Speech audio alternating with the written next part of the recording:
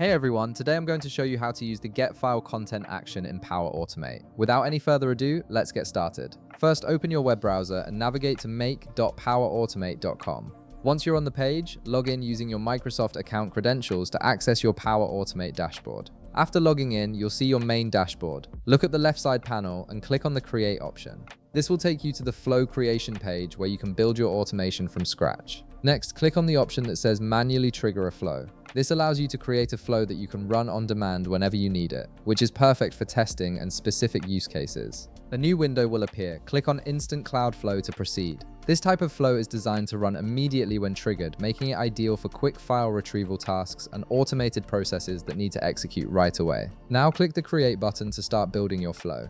The system will generate a blank canvas where you can begin adding actions and configuring your automation workflow. Once your flow canvas is ready, click on the plus icon to add a new action. In the search bar that appears, type Get File Content. This action is essential because it allows you to retrieve the actual contents of a file stored in SharePoint or OneDrive, making the file available for use in subsequent steps of your flow. At this point, you'll need to choose your file source. You can either use SharePoint or OneDrive depending on where your file is stored.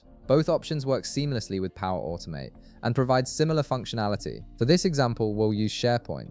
Click on Get File Content under the SharePoint options. This action is particularly useful for common tasks like sending files as email attachments, copying files between different locations, uploading files to another system, processing documents for approval workflows, or storing file data in variables for further manipulation.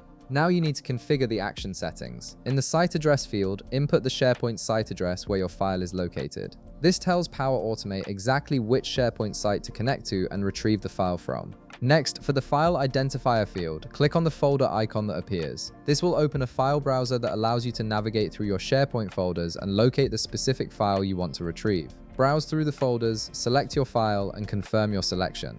And that's it, you've successfully configured the Get File Content action in Power Automate, which means you can now retrieve files from SharePoint and use them in your automated workflows. If this video helped you out, be sure to leave a like, subscribe, and I'll see you in the next one.